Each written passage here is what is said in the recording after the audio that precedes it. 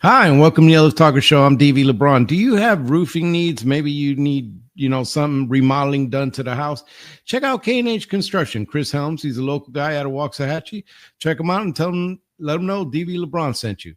Today, my very special guest and guest again on the show is Mr. Matt Hudak, who was a deputy director of the Border Patrol. How are you doing, sir?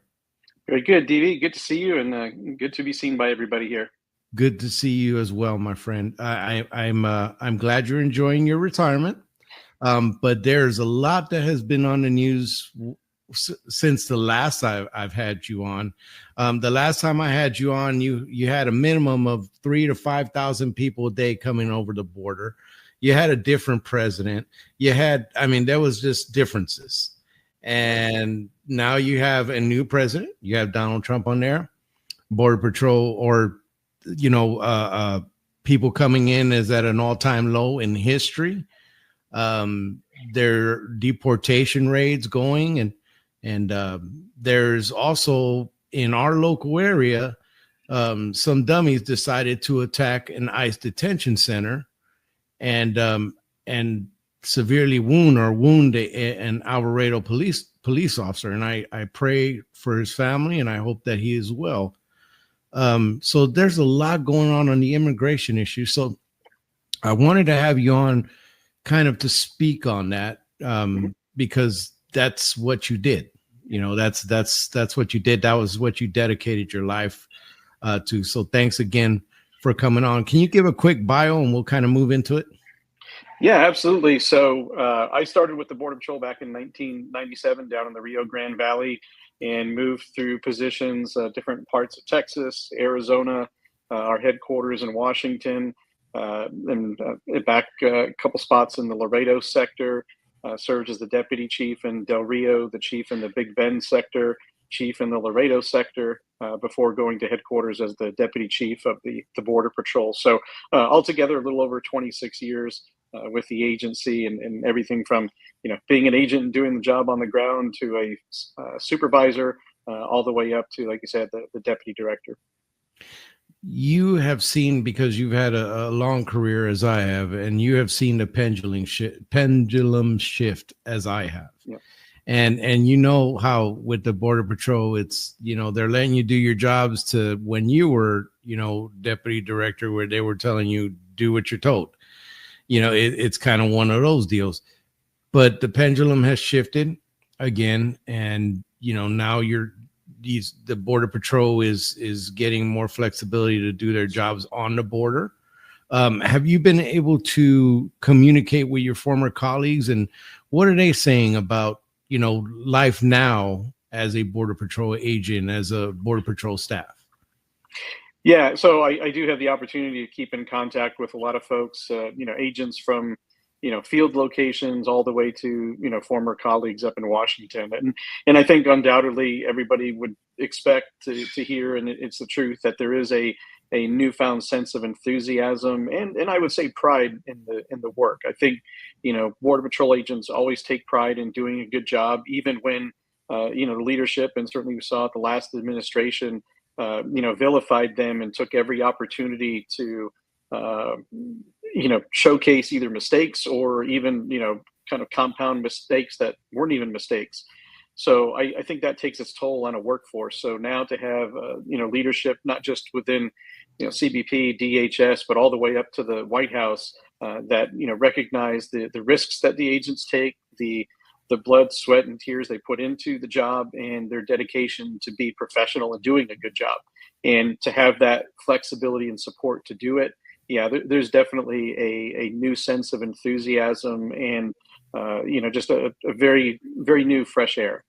What are they telling you about their day-to-day now compared to what you went through? Yeah, so certainly over my 26 years, we saw, and you mentioned pendulum. That's a very good way to describe it. Policy in administrations, the law really hasn't changed since the early to mid 90s. So everything that you see, things happening and not happening, is strictly policy actions. So an administration really gets to have a lot of space to define policy, and that changes things. So, through my career, I've seen it go both ways, up and down, high immigration numbers, low immigration. But you mentioned it, we are in completely unprecedented territory where, we were dealing with, I think the highest day I remember, we had over 11,000 arrests in a day, and now it's a couple hundred. That's different. So to the agents on the ground, the difference is instead of having to take care of a detention facility with 1,000 aliens being held pending, removal proceedings, having to, take care of feeding and care. Now they're actually out there patrolling remote areas of the border. They're going after smugglers. They're going after, aliens and contraband that is really working hard to not get caught. Whereas before it was just an overwhelming flow of people, and that was just totally time consuming, and there was a lot of risk happening that just you were not able to respond to. So that pendulum has definitely shifted, and now they're able to really work the way that they should be. Matt, there's a difference between the missions that all these different agencies that deal with border and immigration, they all have slightly different missions, although they overlap, but they have different missions, and the Border Patrol is the Border Patrol.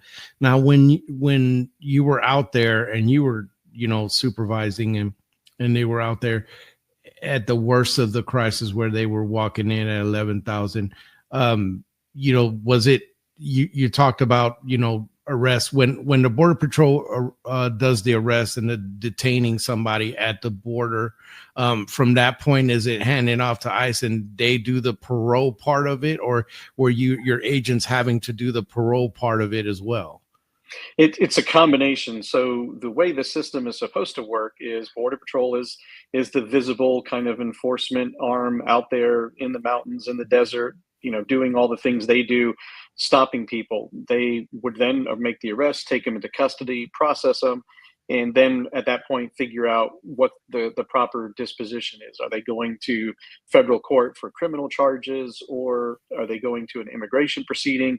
They would normally, in ideal circumstances, get turned over to ICE's enforcement removal operations component. The problem that we saw when you're, arresting, 3, 5, 7, 10,000 people a day, ICE has always been underfunded throughout their history. ERO specifically, it just was absolutely no capacity to handle that flow. So that was causing the situation where Border Patrol was having to do, release people on their own recognizance pending, immigration hearings that were often a couple of years down the road, just because there was just no physical capacity to get them into ICE custody. So Border Patrol was really taking on that initial load, the processing, that short-term detention, and then, if they can't move on to an actual detention setting, then that's what was happening, the releases. And we saw that play out. That becomes a kind of self-perpetuating problem. The more people get released, the more that becomes a draw for more people that want to get released. Yeah, and it just keeps on going. Now, you talked about earlier about policy and how the law, and you're right, actual law hasn't changed much. There was some tweaking in the 90s, and then before that, like 86, when there was the amnesty that Reagan led. But there hasn't been much change to it. But there's been a lot of policy change. So when you were on, it seemed like the policy was shifted to just let as many people in and process. And there's a famous line in the State of the Union that Trump had that talked about, they said, well, all you needed, or we need new laws, we need this law, we need that law, and really what you needed was another president. I thought it was hilarious in itself. Right. I thought it was a poignant stab on there. I know you don't like to do the politics too much, and I love that. I respect that about you, that you like to keep an even head about these things. But you recognized it working under that. Now different policies. Now they're enforcing laws.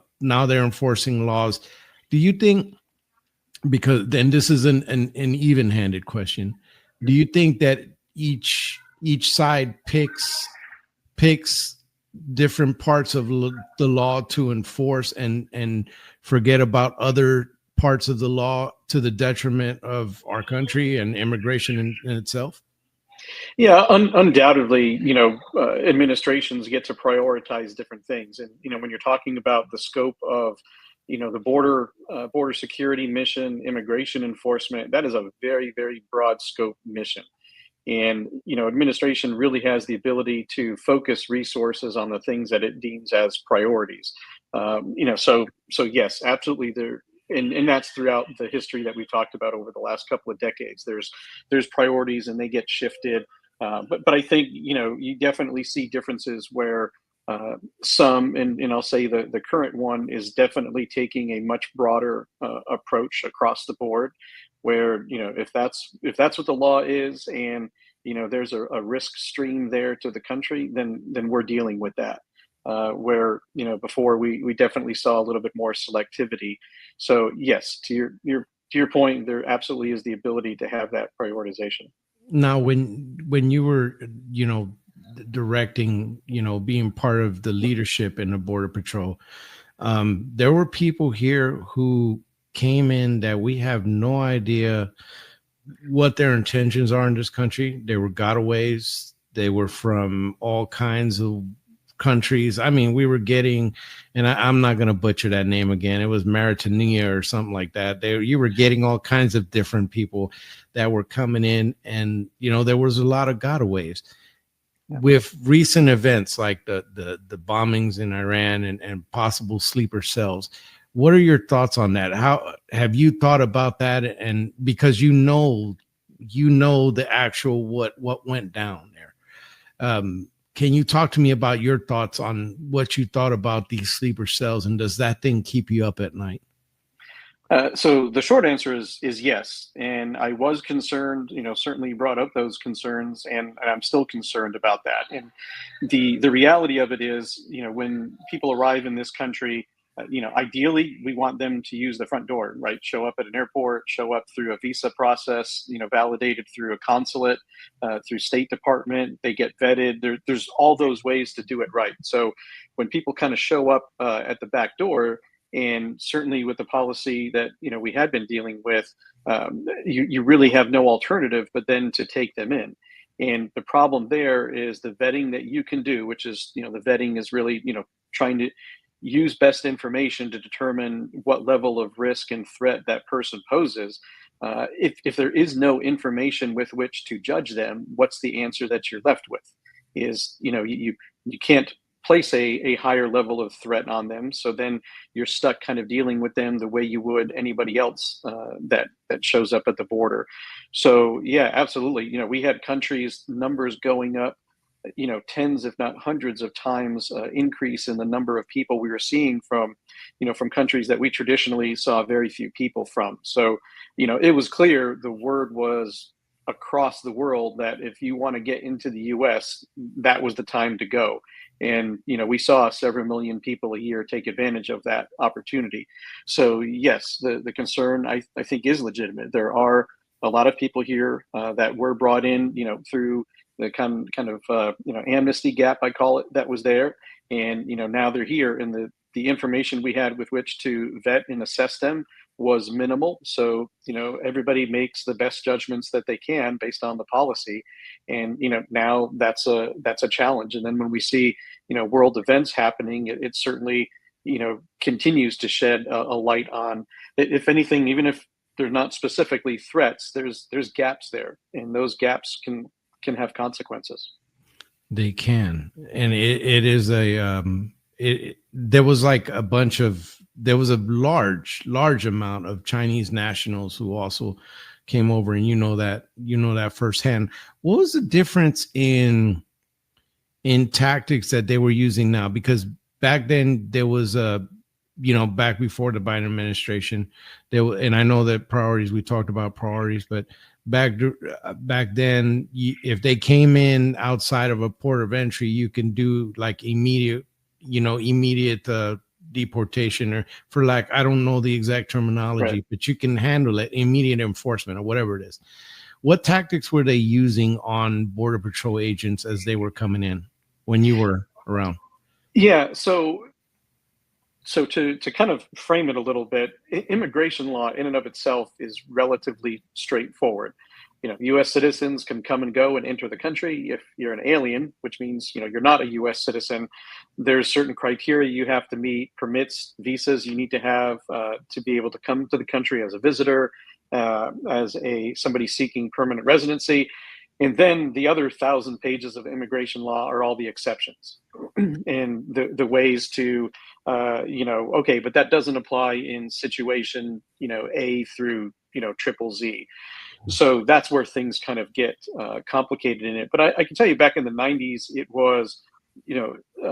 was Mexican nationals, Central American, some South American. You saw a mix of folks from other parts of the world, but it was really almost the traditional cat and mouse of, paying a smuggler to get them across the border, do their best to get by Border Patrol. They get arrested, they get detained, they go to a hearing, and, they end up getting removed. So that certainly, changed over the years. And I think just, as smuggling organizations got more aware, certainly, folks with the legal knowledge helping different groups out, figured out gaps that were in the asylum process. So yes, what you're referring to is expedited removal, is the process where there's certain criteria that has to apply, but somebody can be ordered removed within a short period of time of making that illegal entry. Well, amnesty was one of those claims that could bypass that. So why do you think, everybody was claiming seeking asylum and asking, for that coverage? Because it completely derailed that process. So, that's the challenges were there, but they come more pronounced over time, I think, is just, smuggling organizations and others just figured out more and more of those loopholes. How to game the system with the That's existing exactly right. law, how to game the system. And criminals do that. That's what they do. They game systems. Right. They'll exploit an opportunity. They exploit an opportunity, most definitely. But like I talked about earlier, there's been a change on how things are being done. And I one of the observations that I've made is there were different administrations and different politics reframe things. So it was becoming one of those things where it had to be illegal and came in there. Right. It can't just be that you violated the laws of the United States by coming here illegally and you must go. No, you had to have the cherry on top. And that's kind of where things were leaning. Well, Trump is not doing that. He is not. That's not a game he's playing. It's, yes, those guys are going out fast. That we're going to get those guys out for sure. But, if you're here legally, it's open season. There's been a lot of criticism. There's been a lot of hoorays. There's been a lot of politics behind that. I want you to kind of give me your thoughts as someone who used to lead an agency involved with this about, this current policy and how we're doing things. Are we doing things the right way? Can we do them better? Yeah, so I think one of the challenges it's been a universal aspect of immigration, for centuries. It's not unique to the context now, but it's a human situation. And when somebody commits a murder, it's very easy, and most people would kind of categorize them as being the exception, right? And maybe don't apply the same level of compassion to them. Immigration is a different story. Entering the country. So this is something a lot of people don't realize, but they say, oh, it's not criminal. Well, absolutely it is. Entering the country illegally at a place other than designated as a port of entry, entering the country under some intent or purpose of fraud. All of those are criminal acts. Providing false information to CBP at an airport, at a seaport, land port, to a border patrol agent when you're being questioned, or any other federal agent, right? Those are all criminal violations. So it absolutely is a criminal aspect, but there's a human side of it. And I think that's what kind of trips people up a lot of times. And it does make it complicated. And I think there is a need a lot of times to kind of step back a little bit take emotion out of the equation and really look at it objectively. And that's the way that the law is written. That's the way immigration law is written. And looking at it that way, again, there's absolutely a human factor, but there's also a letter of the law factor. And I think there's always opportunities to do things better and differently. And a lot of times it's not until you start doing something that then you figure out maybe where the corners need to be rounded off a little bit more of what you're doing. So I hope this administration, the leadership now, is looking at everything and learning every day on what's effective, what's not effective, what the priorities should be, maybe what the priorities don't need to be. If you have still certainly limited resources, what are the right priorities to be focusing on? And there is no way to separate the human factor from immigration, and that's what I think so often makes it a very contentious, divisive issue. And definitely a contentious issue. And because of the way that our politics are nowadays and the media, everything is an emotional 10, everything. And of course, excuse me. And of course, the pictures of some baby crying for their mama, or, that some things, those are the ones that are making the news, and those sad and some of them are very sad. I mean, this is I'm Latino. I know the community. I mean, I know, I've seen some of these people, hardworking, genuinely good people. Some of them, they broke the law, and that's it is what it is. But to the separating the human aspect, as you were talking about, good people overall, hardworking, family oriented, that kind of stuff. But with the media the way it is now, and social media the way it is now, it has polarized people and drove them to radicalism. And as I mentioned earlier, one of the centers in Alvarado ICE Detention Center was they were setting up for a massacre. From some of the folks that I know that I've been able to talk to, they were setting up for a massacre or something really, really bad. They were setting up for something really, really bad. And then more in your wheelhouse and closer to home is the Border Patrol station that got attacked in Laredo. Was it Laredo? McAllen that got attacked in McAllen. Of course, they found out that Border Patrol has very good shooting calls every year, and BORTAC is not the one to mess with. He found that out pretty fast. Talk to me about, because I wanted to have you on to talk about this, because this is what you've dedicated your life to. Tell me about your thoughts on those attacks and the fever pitch where we're at now. Yeah, well, they absolutely make me angry, and I think it's both indicative and an example of the situation that we're in now. And I think you described it easily or accurately. It's bipolar, describing positions or politics or attitudes. There's no middle. That leaves very little space for discussion, dialogue, intellectual work to resolve an issue. If something happens, there's immediately two corners, and there's no in between. And the vitriol, it's a downright hatred, disrespect that goes with that is it's reflective of the people that are engaging in it, and it creates a terrible situation.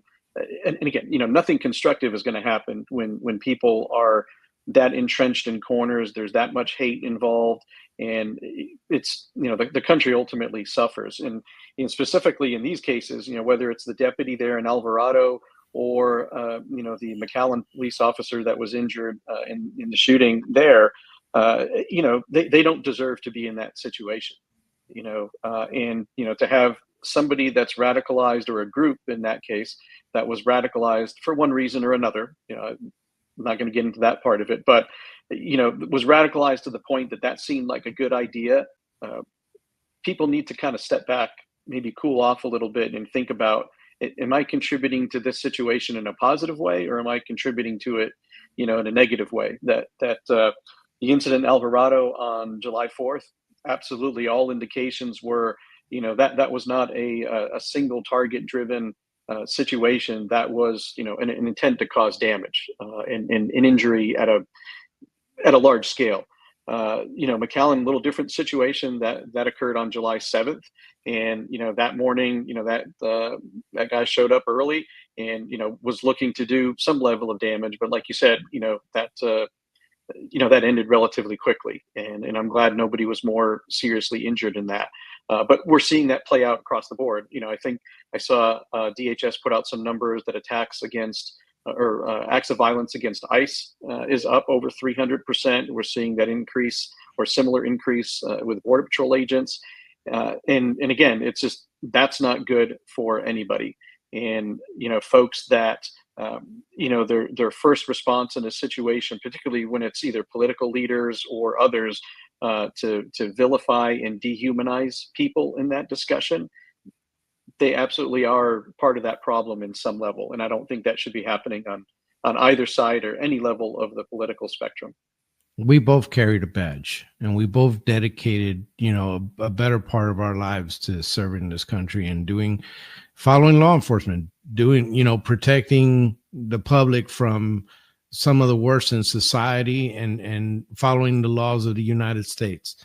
And, I never pick up my badge and think I want to hurt somebody. I want to abuse it. I'm a fascist. I never think that. It never crosses my mind, and it's just not something I do. I respect the level of trust that the United States has placed upon law enforcement officers, just like you.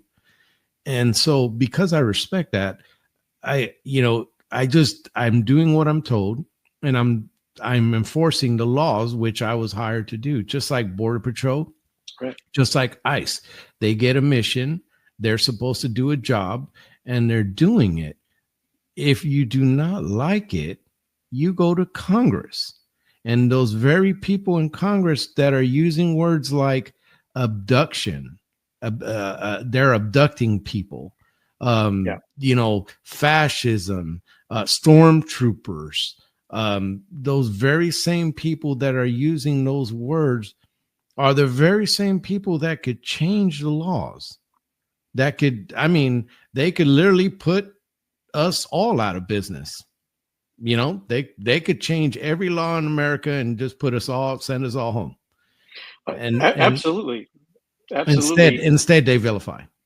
Well, and that's it. Like you said, that's the easy, and I would say that's almost the juvenile, approach to take, right? Calling people names. We learned long ago that, or at least probably early in our lives, we were in that generation that we kind of learned that was not the thing to do. And it seems like we've gotten away from that. And I think dehumanizing anybody is never a good recipe. Bad things happen, just across the board when that occurs. But to your point, you're exactly right. If there's discomfort and unhappiness, within members of Congress on, the laws that are being applied, then absolutely change the laws. If there's a concern with the amount of space with which an administration has the ability to define policy in a particular context, provide bounds by law, right? There are ways to do that, but I think exactly like what we talked about, just there's this pandering to the cameras and burying yourself in a corner. And I've talked to members on the Hill, and there are some that I think would actually be in the middle and are actually legitimately interested in how do we make things better for the agents, for the aliens, for the public. How do we do that? And those people I respect immensely. The ones, like you said, are out there kind of calling names, vilifying the Border Patrol agents, the ICE employees, or, the ones that are, maybe just blanketly vilifying aliens. I think, that's not going to get us to a good solution. No, it's not. Matter of fact, right now you have a bill that's coming up in Congress. There's like 20 House members, both Democrat and Republican.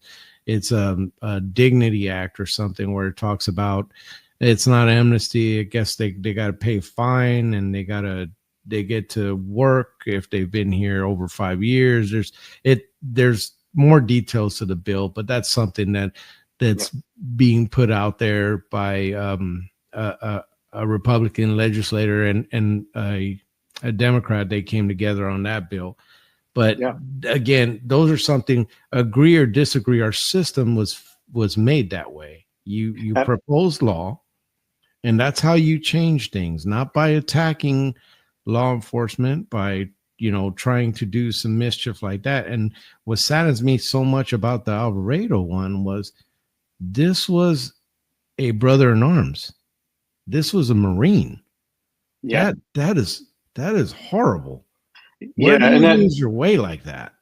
Well, and that's exactly right, and it kind of tells you just what's the context that when we talk about to make the obvious parallel, right? When we talk about terrorism, whether it's domestic terrorist, foreign terrorist, there's a radicalization process where they go from kind of one personality to another, because that's a significant human transition where you feel that it's the right thing to do to go take other people's lives because of your political views or your social view, whatever it may be. And that's the radicalization factor. So yeah, how does somebody like that, it's important to understand, it's difficult to understand, but it's also, a very tragic situation. And to your point on, the bipartisan legislation, I think that absolutely is what needs to happen. Is there's going to be, those are the true leaders, right? In the Hill, it's not the loud voices screaming from the corners. It's those people that are willing to roll up their sleeves, work with each other. That's the leadership that really we should be looking at and paying attention to in Congress. And maybe it starts with, some small things like that. And obviously the particular details haven't worked out, so I don't really want to kind of comment on it. But I think if it's something that a bipartisan group can put together that works for those interests, works for the security interest for the country, then I think it's something that should definitely get some attention. Absolutely. At least entertain it, at least look at it and kind of cool down the temperature, because these are real people with real families. I'm going to ask you a 2-part question before we close out, and I give you the last word. Sure. Is the Border Patrol racist? And can you tell me, does the Border Patrol have a lot of Latino officers? So in my experience, the Border Patrol absolutely is not racist. That we deal with people from cultures and countries all around the world, and I think one of the things we learned first in the academy is you are the ambassador of this country. You are probably the first person from the United States that somebody, even arriving here illegally, is going to encounter. And what message do we want them to get about this country? Yes, we take our laws seriously. Absolutely, we're going to defend and protect ourselves, but we're going to do it professionally. And to your question, the Border Patrol is unique in that the majority of agents are of Hispanic descent. So different than a lot of other agencies that are out there. So that was always something that I kind of it was almost just colloquially something humorous in the organization, that people would say, the Border Patrol is a racist organization. And, I'd be there with, a group of other agents, and, we'd be looking at each other like, if they only paid attention. It's not. And I think when you look at the numbers involved with the rescues, the life-saving, everything else, absolutely, there is nothing that indicates otherwise. When there was the shooting of those kids down in South Texas, it was BORTAC that responded. It was right. Yes. So there was regular Border Patrol agents from Uvalde and the surrounding stations, and some of those that responded were part of the Special Operations Detachment from BORTAC and BORSTAR there in Del Rio sector, and great agents. I know a lot of the agents. I've worked in Del Rio for several years. Absolutely. They were the ones who showed up, folks. Matt, I really glad that we were able to get together, at this time when it's most contentious, and, people that you led are in the line of fire right now. every day with people who just are mentally unstable, and they get caught up in the Kool-Aid so much that they feel like doing violence. So I'm really glad that you came on to talk about it. But on my show, my guest always gets the last word. So I'll shut up and let you speak. Absolutely, DV. I appreciate the conversation. A lot of great questions. And I think, just the two things I would kind of like to part with is, despite what folks, some of the critics say out there, the Border Patrol agents that I know and what I see that they're doing, they're enforcing the law. They're working within the policies and the laws that are there, and they're doing a good job, and they're doing it as safely and compassionately as they can under the circumstances. And I think, anybody that tries to put a target on their back because of the job that they do is completely in the wrong. And the agents and the leadership that I've talked to, I've just reminded them to be safe with what you're doing. And, and anybody in law enforcement, right? The first lesson, the first thing every day is to make it home at the end of the day. You come home. And, right. And that's something that they need to continue to remember and do their job safely. And the second part that I think we mentioned the last time I was on is for anybody, regardless of where you fall on the spectrum, when you hear things, stop, listen a little bit, invest some time into understanding the reality of the situation, understanding, getting the information, making your own assessment. Don't let the loud voices in the audience form your opinion for you. Then you're really turning over your freedom of intellect to other people. So hear what's out there, do your own research, listen intently, and come to your own conclusions. Don't let people make your mind up for you. Again, thank you so much for coming on. Can you stick around after the show real quick? Yes, sir.